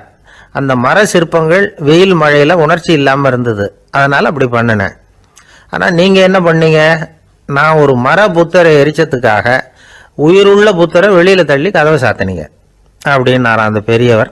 உண்மையான பக்திங்கிறது இதுதான். அதாவது உனக்குள் ஜோதியாக இரு அப்படின்னு புத்தர் சொன்னார் இல்லையா, அது மாதிரி தனக்குள் ஜோதியாக இருக்கிற இந்த காலத்து ஆசாமிகள் நிறைய பேர் உண்டு. எப்பவும் போதையிலேயே இருக்கிறவங்க. ஒரு நாள் நடு ராத்திரி ஒரு மது கடையில ஒரு ஆள் அங்குள்ள சிப்பந்திகள் கிட்ட கேட்டுக்கிட்டு இருக்கிறான். மறுபடியும் இந்த கடை எப்போ திறப்பாங்கன்னு கேட்டானா. நாளைக்கு காலையில 8 மணிக்கு திறப்பாங்க அப்படின்னு நானா அங்க இருந்த ஆள். அவன் திருப்பி திருப்பி அதையே கேட்டுக்கிட்டு இருக்கான். இவனுக்கு பதில் சொல்லி சொல்லி அழுத்து போச்சு. அதான் சொல்றேன் ஐயா, நாளைக்கு காலையில வா அப்படின்னாங்களாம். அதுக்கு இவன், நான் வர்றதுக்காக கேட்கலையா, நேத்திக்கு வந்தவன் உள்ளேயே மாட்டிக்கிட்டேன், வெளியில போறதுக்காக கேட்டேன் அப்படின்னானா. ராமகிருஷ்ணர் வாழ்ந்த காலத்துல நடந்த ஒரு நிகழ்ச்சி இது. அப்போ ஒரு ஓவியர் இருந்தாராம். அவருக்கு ஒரு ஆசை, ராமகிருஷ்ணர் படத்தை வரையணும், அதை அவர்கிட்டயே கொண்டுட்டு போய் காட்டி அபிப்பிராயம் கேட்கணும். இதுதான் அந்த ஓவியரின் ஆசை. உடனே ராமகிருஷ்ணர் படத்தை வரைஞ்சி முடித்தார். அதை எடுத்துக்கிட்டு போனார். இவர் போன சமயம் அங்கே ராமகிருஷ்ணர் சீடர்களோடு உட்காந்துருக்கிறார். விவேகானந்தர் அங்கே இருக்கிறார். இந்த ஓவியர் கொண்டுகிட்டு போய் தான் வரைந்த ஓவியத்தை அவர்கிட்ட காட்டினார். ராமகிருஷ்ண பரமஹம்சரின் ஓவியத்தை ராமகிருஷ்ணர்கிட்டயே காட்டுறார். ராமகிருஷ்ணர் என்ன பண்ணார் தெரியுமா? அந்த படத்தை பார்த்தார். உடனே அது காலை தொட்டார். குருதேவருடைய இந்த செயல் சீடர்களுக்கு ரொம்ப வியப்பை உண்டு பண்ணிச்சு. சில பேர் மனசுக்குள்ளேயே ரொம்ப குழம்பி போக ஆரம்பிச்சிட்டாங்க, என்ன இப்படி பண்றாருன்னு. என்ன இது அவரோட படம், அவரே அவரோட படத்தின் காலை தொடுறார் அப்படின்னு யோசிச்சாங்க. சில பேர் ஒன்றும் புரியாம ஒருத்தர் பார்த்து சிரிச்சுக்கிட்டாங்க. அந்த இடத்துல சீடர்கள் மட்டும் இல்லை, சீடர் அல்லாத பல பேர் இருந்தாங்க. தன்னுடைய காலை தானே தொடர இவருடைய செயல் பற்றி என்ன நினைக்கிறது அப்படின்னு அவங்களும் குழம்பி போய் நிற்கிறாங்க. அந்த படத்தை வரைஞ்சி அவர்கிட்ட காட்டின அந்த ஓவியருக்கும் அதிர்ச்சி. இருந்தாலும் அவர் சீடர் கிடையாது, அதனால கொஞ்சம் துணிச்சலை வர வச்சுக்கிட்டு கேட்டார், என்னங்க இது, என்னால் என்னுடைய கண்களையே நம்ப முடியல, இது உங்கள் சொந்த உருவப்படம், நீங்கள் உங்கள் சொந்த கால்களையே தொடுறீங்க, இது எங்களுக்கு கொஞ்சம் சங்கடமாக இருக்குதே அப்படின்னார். ராமகிருஷ்ணரின் கண்களில் ஆனந்த கண்ணீர் வழிஞ்சுதான். அவர் சொன்னாராம், இது என்னோட படம்ங்கிறது எனக்கு தெரியும், ஆனால் இது என்னோட படம்ங்கிறதுனால நான் இதோட காலை தொடலை. நீ என்னுடைய சமாதி நிலையை இந்த படத்தில் படம் பிடிச்சி காட்டியிருக்கிற, அதனால் அதோட காலை தொடறேன். சமாதி நிலையில் யார் இருந்தாலும், அது என்னுடைய படமாக இருந்தாலும் சரி அல்லது வேற யாருடைய படமாக இருந்தாலும் சரி, படம் யாருதுங்கிறது முக்கியம் இல்லை. இதில் எது முக்கியம்னா அது தன்னை உணர்ந்த ஒரு உணர்நிலையின் படம். அப்படி இருக்கிறப்போ அதோட காலை நான் தொடணும். அதுக்கு நீங்கள் எல்லாரும் ஏன் சங்கடப்படுறீங்கன்னு எனக்கு தெரியல அப்படின்னாராம். இப்போ தான் அங்கே இருந்த சீடர்களுக்கும் மற்றவங்களுக்கும் விவரம் புரிஞ்சுதான். இதுக்கு முன்னாடி யாரும் செய்யாததை இவர் செஞ்சிருக்கிறார், ஆனால் அவருடைய காரணம் ரொம்ப நியாயமானது அப்படிங்கிறத உணர்ந்தாங்களாம். இதுவரைக்கும் ஆன்மீகத்தில் சமாதி நிலை, அதாவது தன்னை உணர்ந்த நிலை பற்றி புரிஞ்சுக்கிட்டோம். இல்லறத்தில் ஏற்படக்கூடிய சமாதி நிலை பற்றி உங்களுக்கு தெரியுமா? ஒரு அம்மா டாக்டர்கிட்ட வந்து சொன்னாங்களாம், டாக்டர், என் வீட்டுக்காரருக்கு உடம்புல ஏதோ கோளாறுன்னு நினைக்கிறேன், நான் எவ்வளவு நேரம் பேசினாலும் காதில் விழாத மாதிரி உட்கார்ந்துருக்கிறார் அப்படின்னாங்களாம். அதுக்கு அந்த டாக்டர் சொன்னாராம், அம்மா, அது உடம்பு கோளாறு இல்லை, அது ஒரு பெரிய திறமை அப்படின்னாராம். ஒரு ஏரி ஓரமா 2 பசங்க நடந்து போயிட்டு இருக்கிறாங்க. அதுல ஒருத்தன் பணக்கார வீட்டு பையன், இன்னொருத்தன் ஏழை. இவங்க 2 பேரும் போயிட்டு இருக்கிறாங்க. வழியில ஒரு இடத்துல ஒரு ஜோடி செருப்பு இவங்க கண்ணுல படுது. ஒரு விவசாயி அந்த செருப்பை அங்க விட்டுட்டு பக்கத்துல இருந்த ஏரியில கை காலை கழுவிட்டு இருக்கிறார். உடனே அந்த பணக்கார பையனுக்கு ஒரு ஐடியா. அவன் சொன்னானா, டேய், இப்போ ஒரு வேடிக்கை செய்யலாம், அந்த செருப்பு 2ஐயும் தூக்கி எட்டத்துல வீசி எரிஞ்சிருவோம். அந்த ஆள் வந்து பார்த்துட்டு செருப்பை தேடி அல்லாடுவான், அங்கேயும் இங்கேயும் ஓடுவான், திருன்னு முழிப்பான். அதை பார்த்து நாம ரசிக்கலாம், நல்ல தமாஷா இருக்கும் அப்படின்னு இருக்கான். இப்படி சொல்லிவிட்டு அந்த செருப்புகளை தூக்கத்துக்கு போனானா. கொஞ்சம் பொறு அப்படின்னானா அந்த ஏழை பையன். ஏன்னு கேட்டிருக்கான் அவன். இப்போ அந்த ஏழை பையன் சொன்னானா, நீ சொல்றது ஒன்றும் வேடிக்கை கிடையாது. உன்னோட செருப்பு தொலைஞ்சா உன் அப்பா உடனே உனக்கு வேற செருப்பு வாங்கி கொடுத்துருவார். ஆனா அந்த ஆளுக்கு இந்த செருப்பு தொலைஞ்சதுன்னா வேற புதுசா வாங்கறதுக்கு வாயையும் வயத்தையும் கட்டி பணத்தை சேர்க்க வேண்டியிருக்கும். அதனால நான் ஒரு வேடிக்கை சொல்றேன், அது மாதிரி செய், அது இன்னமும் தமாஷா இருக்கும் அப்படின்னு நானா. எப்படி அது சொல்லுன்னு இருக்கான் அவன். செருப்பு ரெண்டும் அது இருக்கிற இடத்துலயே இருக்கட்டும். உன் சட்டப்பையிலிருந்து ஒரே ஒரு ரூபாய் நாணயத்தை எடு, அதை அந்த செருப்பு மேல அதோட குதிகால் பகுதியில வச்சுட்டு நாம 2 பேரும் அந்த மரத்துக்கு பின்னாடி ஓடி போய் மறைஞ்சு நின்னுக்குவோம். அப்புறம் பாரு வேடிக்கைய அப்படின்னா. அதே மாதிரி 1 ரூபா காசு செருப்பு மேல வச்சுட்டு இவங்க 2 பேரும் மறைஞ்சு நின்னுக்கிட்டாங்க. கொஞ்ச நேரத்துல அந்த விவசாயி வந்தார். காலில் உள்ள மண்ணை தட்டிவிட்டு செருப்பை மாட்டுறதுக்காக போனார். அங்கிருந்த காசு கண்ணுல போட்டுட்டுது. அவருக்கு ஆச்சரியமா போச்சு. அதை கையில எடுத்து பாக்குறார். 4 பக்கமும் திரும்பி திரும்பி பாக்குறார், யார் இதை வச்சிருப்பான்னு. கடைசியில ஆகாயத்தை பாக்குறார். ஆண்டவா, இது உன்னோட கருணை தான். நீ தான் யாரோ புண்ணியவான் மனசுல தர்மம் பண்ற எண்ணத்தை உண்டாக்கி இருக்கிற. அந்த புண்ணியவான் நல்லா இருக்கணும் அப்படின்னு வாழ்த்தி அந்த காசை கண்ணுல ஊத்திக்கிட்டாராம். மறைஞ்சிருந்து பார்த்துக்கிட்டு இருந்த ஏழை பையன் இப்படி சொன்னான், பாத்தியா, உன்னை புண்ணியவான்னு வாழ்த்தி விட்டு போறார் அந்த ஆள். அவருக்கும் சந்தோஷம், அதை பார்த்து நமக்கும் சந்தோஷம். உனக்கு 1 ரூபாங்கிறது ஒரு பெரிய விஷயம் இல்லை, ஆனா அதனால நமக்கு கிடைச்சிருக்கிற மகிழ்ச்சி ரொம்ப உயர்வானது அப்படின்னு நானும். வேடிக்கையும் கிண்டலும் இது மாதிரி அடுத்தவங்களுக்கு இடைஞ்சலா இல்லாம இருக்கணும் அப்படிங்கிறார் கலைவாணர். ஆனா பாருங்க, அவருக்கே இடைஞ்சலா வர்ற விஷயங்களை கூட அவர் வேடிக்கையா தான் எடுத்துக்கிட்டாராம். ஒரு தடவை ஒருத்தர் கலைவாணர் கிட்ட வந்து, ஐயா என் குழந்தை செத்து போச்சு அப்படின்னு சொல்லி அழுதாராம். உடனே இவர் அவருக்கு 100 ரூபாய் பணத்தை கொடுத்து, இந்தாங்க அடக்கம் செய்யுங்க அப்படின்னு சொல்லி அனுப்பி வச்சாராம். 1 வருஷம் கழிச்சு மறுபடியும் அதே ஆள் வந்திருக்கார்.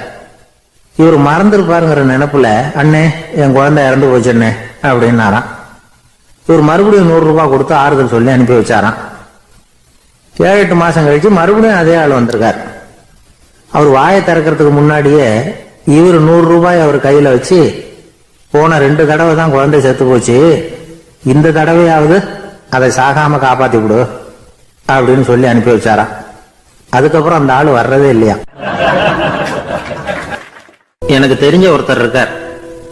அவரு ஒரு பெரிய காவல்துறை அதிகாரி, ரொம்ப கண்டிப்பானவர். அவரை கண்டாவே எல்லாரும் பயப்படுவாங்க. அப்படிப்பட்டவர் வீட்டுக்கு போனா அப்படியே அடியோட மாறிடுவார். அங்க போய் பாத்தீங்கன்னா குழந்தைகளோட குழந்தையா அவர் விளையாடிட்டு இருப்பார். அலுவலக சமயத்துல பாத்தீங்கன்னா குதிரை முதுகுல அவர் உட்கார்ந்துருப்பார். வீட்டுல பாத்தீங்கன்னா அவரு முதுகுல குழந்தை உட்காந்துருக்கும். அவரு குதிரை மாதிரி போயிட்டு இருப்பார். இது எப்படிங்க முடியுது உங்களால அப்படின்னு கேட்டாங்க.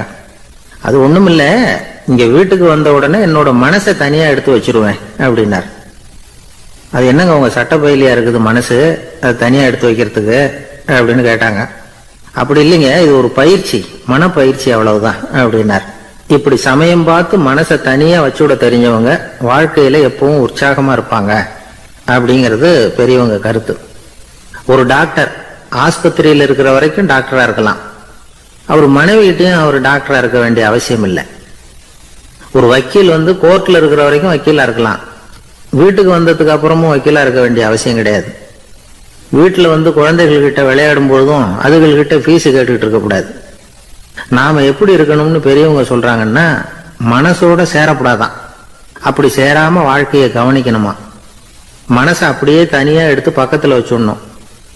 அப்படின்னா அதை அப்படியே தூக்கி எறிஞ்சுடு அப்படின்னு அர்த்தம் இல்லை. ஏன்னா மனசுங்கிறது நமக்கு உபயோகப்படக்கூடிய ஒண்ணுதான். எப்ப எப்போ அது தேவையோ அப்பப்போ எடுத்து உபயோகப்படுத்திக்கணும். தேவைப்படுறப்போ எடுத்து கண்ணாடி மாட்டிக்கிறோம்ல, படிக்கும் பொழுது கண்ணாடி தேவைப்படுது, எடுத்து மாட்டிக்கிறோம் இல்லையா, அது மாதிரி. கணக்கு போடுறதுக்கு மனசு தேவை. கடைக்கு போய் ஒரு பொருள் வாங்குறோம், காசு கொடுக்குறோம், மீதி சில்லறை சரியா இருக்கா அப்படின்னு எண்ணி பார்த்து வாங்க வேண்டியிருக்கு. அந்த சமயத்துல மனசை எடுத்து தனியா வச்சுட்டேன் அப்படின்னு சொல்லிட்டு இருக்க கூடாது.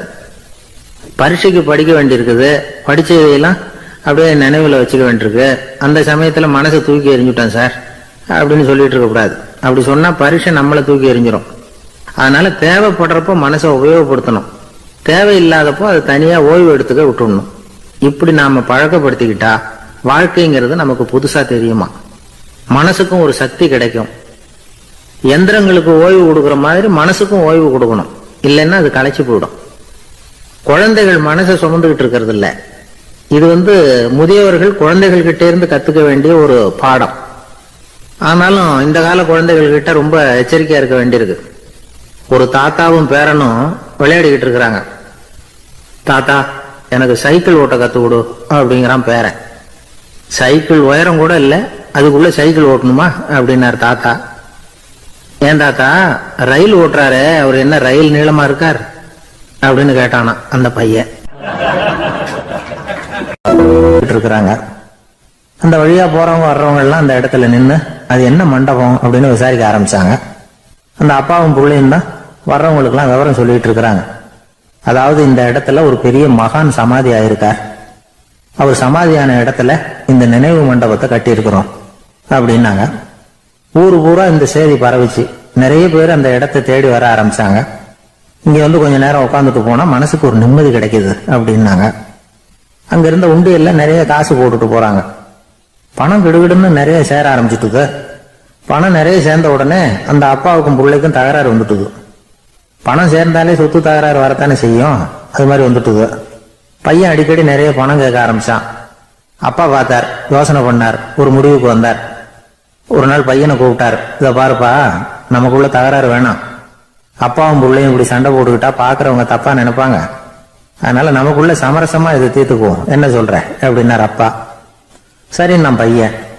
உடனே அந்த அப்பா என்ன பண்ணார் தெரியுமா? மகன் கிட்ட கொஞ்சம் பணத்தை கொடுத்தார். தன்கிட்ட இருந்த ஒரு கழுதையையும் கொடுத்தார். இதை வச்சு நீ பொழைச்சுக்கோ அப்படின்னு சொல்லி அனுப்பி வச்சுட்டார். மகன் அந்த கழுதையை இழுத்துக்கிட்டு அடுத்த ஊருக்கு போனான். வழியிலேயே அந்த கழுதை செத்து போச்சு. உடனே என்ன பண்ணலாம்னு யோசனை பண்ணான். ஒரு ஐடியா வந்தது.